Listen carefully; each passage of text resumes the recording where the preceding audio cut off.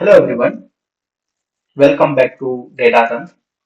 If you are preparing for data analyst, data engineering, business analyst, या SQL developer interviews, you are in the right place. Today's topic is one of the most frequently asked SQL interview question. Question is how do you calculate a running total in SQL? Right? Means running total means cumulative sum. तो चलिए हम लोग इस question को कैसे करते हैं देखते हैं। तो हमारे पास एक सेल्स टेबल है, select star from sales, right. Let's run and देखते हैं कि इसमें कौन कौन से रिकॉर्ड्स डेटा हैं। तो हमारे पास सेल्स आईडी है, सेल्स डेट है, कस्टमर नेम है, सेल्स अमाउंट है। इसलिए क्वेश्चन हमारा क्या है, क्युमुलेटिव सम निकालना है किसकी, सेल्स अमाउंट की, राइट। तो हमें क्युमुलेटिव सम समझना पड़ेगा। जैसे कि ये सेल्स अमाउंट आपको दिख रहा है 1000 जो राहुल का है, वो 1 जुलाई 2024 की है, राइट। सेकेंड जो होगा हमारा 2 जुलाई को 2024 को अमित का है 15,000। बट मुझे इस क्वेश्चन में ये कैलकुलेट करना है कि सेल्स अमाउंट का क्युमुलेटिव सम, राइट। मतलब कि sales date and sales amount हमारे काम का कॉलम है, राइट। हमें कस्टमर नेम और सेल्स आईडी से कोई इस क्वेश्चन के लिए कोई मतलब नहीं है, right.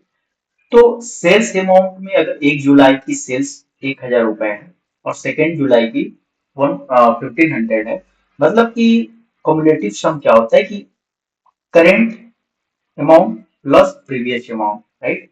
Current sales amount plus previous sales amount, यानी कि ये आपका 2 जुलाई का कम्युलेटिव सम हो जाएगा 2500। अगर आप 1 जुलाई 2026 का कम्युलेटिव सम पूछोगे तो वो क्या होगा, 100 तो करंट का होगा प्लस प्रीवियस इसका कुछ है नहीं, तो नल मंथ्स जीरो, मतलब कि 1000 ही होगा। तो इसी क्वेश्चन को हम लोग सीक्वल में कैसे करेंगे, कैसे सीक्वल को क्वेरी राइट डाउन करेंगे, चलिए देखते हैं। सिलेक्ट, हमें कॉलम कौन सा चाहिए, sales date, right.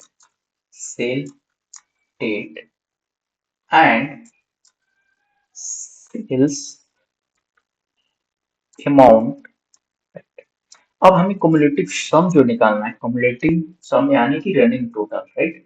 Sum window function का यूज कर लेंगे।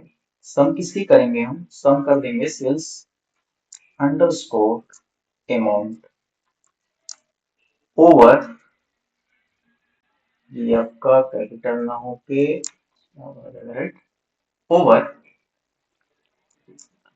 क्या जाएगा, order by sale date, right. Sale underscore date, यहाँ पे हमने गलत लिखा है, डेट का ई छूट गया है, राइट। अब आ जाते हैं इससे हम चला करते हैं। अब आपको दिख रहा है कि जैसे ये sales select sale date, sales amount और sum of sales amount over order by sales date as, हम इस कॉलम को नीचे कर लेते हैं और इसकी हम कॉलम के नेम दे देते हैं क्या, running total, total and sale, right. Select sale date, sales amount, sum of sales amount over order by sales date as, जिसके नाम दे दिए running total sale. Let's run and check, ये मैं इंसर्ट कर देता है, ओके।